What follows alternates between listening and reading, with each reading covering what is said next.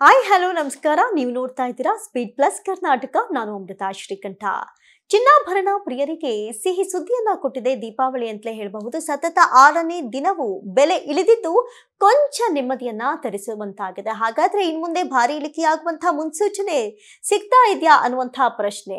ಹೂಡಿಕೆದಾರರು ಚಿನ್ನದ ಹೂಡಿಕೆಯ ಗರಿಷ್ಠ ಲಾಭವನ್ನ ಪಡೆದ ಬಳಿಕ ಮಾರಾಟ ಮಾಡ್ತಾ ಇರುವಂತಹ ಹಿನ್ನೆಲೆ ಬೆಲೆ ಕುಸಿತಕ್ಕೆ ಕಾರಣವಾಗ್ತಿದೆ ಅಂತಲೂ ಹೇಳಲಾಗ್ತಾ ಇದೆ. ಹಾಗಾದ್ರೆ ಇಂದಿನ ಬೆಲೆ ಎಷ್ಟಿದೆ, ಮುಂದೆಯೂ ಬೆಲೆ ಇಳಿಕೆ ಸಾಧ್ಯತೆ ಇದೆಯಾ, ತಜ್ಞರು ಏನಂತಾರೆ ಅಂತ ಹೇಳ್ತಾ ಹೋಗ್ತೀನಿ.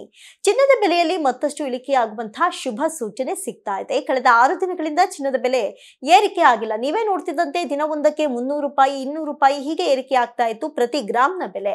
ಆದ್ರೆ ಇಂದು ಬರೋಬ್ಬರಿ 800 ರೂಪಾಯಿ ಇಳಿಕೆ ಆಗಿದೆ 10 ಗ್ರಾಂ ಚಿನ್ನದ ಬೆಲೆ. ದೀಪಾವಳಿ ಹಬ್ಬ ಮುಗಿದ ಬಳಿಕವೂ ಚಿನ್ನದ ಬೆಲೆ ಇಳಿಕೆಯ ಹಾದಿಯಲ್ಲಿದ್ದು ಈ ದೀಪಾವಳಿ ಶುಭ ತಂದಿದೆ ಅಂತ ಚಿನ್ನಾಭರಣ ಪ್ರಿಯರು ಖುಷಿ ಪಡ್ತಾ ಇದ್ದಾರೆ. ಇನ್ನು ಗುರುವಾರವೂ ಬರೋಬ್ಬರಿ 810 ರೂಪಾಯಿ ಇಳಿಕೆಯನ್ನ ಕಂಡಿದೆ.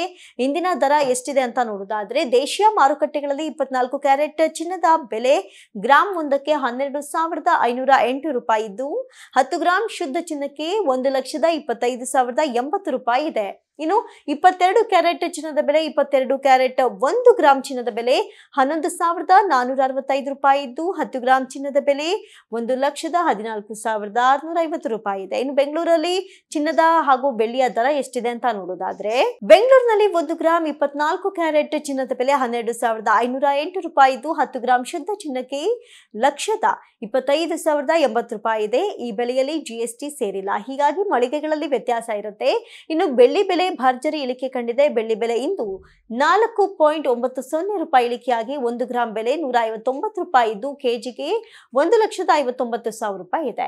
ಇನ್ನು ಚಿನ್ನದ ಬೆಲೆ ಇಳಿಕೆಗೆ ಕಾರಣಗಳು ಏನೇನು ಅಂತ ನೋಡೋದಾದ್ರೆ ಚಿನ್ನದ ಬೆಲೆ ದಾಖಲೆಯ ಏರಿಕೆ ಕಂಡ ನಂತರ ಹೂಡಿಕೆದಾರರು ತಮ್ಮ ಲಾಭವನ್ನ ಬುಕ್ ಮಾಡ್ಕೊಳ್ಳೋದಕ್ಕೆ ಮುಂದಾಗಿದ್ದು ಬೆಲೆ ಇಳಿಕೆಗೆ ಕಾರಣವಾಗಿದೆ.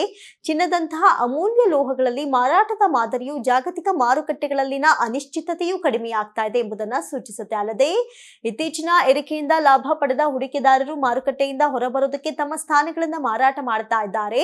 ಚಿನ್ನದ ಬೆಲೆ ಇತ್ತೀಚೆಗೆ ದಾಖಲೆಯ ಗರಿಷ್ಠ ಮಟ್ಟವನ್ನ ತಲುಪಿ ನಂತರ ಕುಸಿದಿದೆ. ಅಕ್ಟೋಬರ್ 20, 2025ರಂದು ಅಮೆರಿಕ ಮತ್ತು ಚೀನಾ ನಡುವಿನ ಮಾತುಕತೆಗಳ ಬಗ್ಗೆ ಇರುವಂತಹ ಉದ್ವಿಗ್ನತೆ ಮತ್ತು ಅಮೆರಿಕ ಡಾಲರ್ನ ಪುನಶ್ಚೇತನದಿಂದಾಗಿ ಚಿನ್ನದ ಬೆಲೆ ಏರಿಕೆ ಕಂಡಿತು. ಆದರೆ ತದನಂತರದ ದಿನಗಳಲ್ಲಿ ಈ ಪರಿಸ್ಥಿತಿ ಬದಲಾಯಿತು.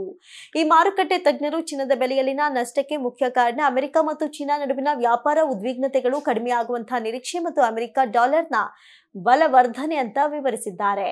ಇನ್ನು ಮುಂಬರುವ ವಹಿವಾಟುಗಳಲ್ಲಿ ಚಿನ್ನದ ಬೆಲೆಯಲ್ಲಿ ಮತ್ತಷ್ಟು ಕುಸಿತ ಕಾಣುವಂತಹ ಚಾನ್ಸಸ್ ಕೂಡ ಇದೆ ಅಂತ ಅಭಿಪ್ರಾಯಪಟ್ಟಿದ್ದಾರೆ. ಒಟ್ಟಾರೆ ಚಿನ್ನದ ಬೆಲೆ ಇಳಿಕೆಯಾದ್ರೆ ಸಾಕಪ್ಪ ಅಂತ ಇರೋರಿಗೆ ಇದು ಗುಡ್ ನ್ಯೂಸ್ ಅಂತಲೇ ಹೇಳ್ಬೋದು. ಒಟ್ಟಾರೆ ಚಿನ್ನ ಖರೀದಿಸೋದಕ್ಕೆ ಬಡವರು ಪೇಚಾಡ್ತಾ ಇದ್ರು. ಜೊತೆಗೆ ಇನ್ವೆಸ್ಟ್ಮೆಂಟ್ ಮಾಡೋರಿಗೆ ಒಳ್ಳೆಯ ಲಾಭ ಅಂತ ಅನ್ಸಿದ್ರು ಕೂಡ ಕಷ್ಟದಲ್ಲಿರೋರಿಗೆ, ಮದುವೆ ಇರೋರಿಗೆ ಅಥವಾ ಈ ಹಬ್ಬಕ್ಕೆ ನಾವು ಚಿನ್ನ ತಗೊಳ್ಬೇಕು, ಖರೀದಿ ಮಾಡಬೇಕು ಅಂದ್ಕೊಂಡಿದ್ದವರಿಗೆ ಬಹಳಷ್ಟು ತಲೆನೋವಾಗಿ ಪರಿಣಮಿಸಿತು. ಈಗ ಕೊಂಚ ಕಡಿಮೆ ಆಗಿದ್ದು ಮುಂದಿನ ದಿನಗಳಲ್ಲಿ ಮತ್ತಷ್ಟು ಕಡಿಮೆ ಆದ್ರೆ ಎಲ್ಲರಿಗೂ ಗುಡ್ ನ್ಯೂಸ್ ಅಂತಲೇ ಹೇಳ್ಬೋದು. ಇದಾಗಿತ್ತು ಈ ಕ್ಷಣದ ವಿಶೇಷ. ನೋಡ್ತಾ ಇರಿ ಸ್ಪೀಡ್ ಪ್ಲಸ್ ಕರ್ನಾಟಕ, ನಿಮ್ಮಿಂದ ನಿಮ್ಗಾಗಿ ನಿಮ್ಗೋಸ್ಕರ.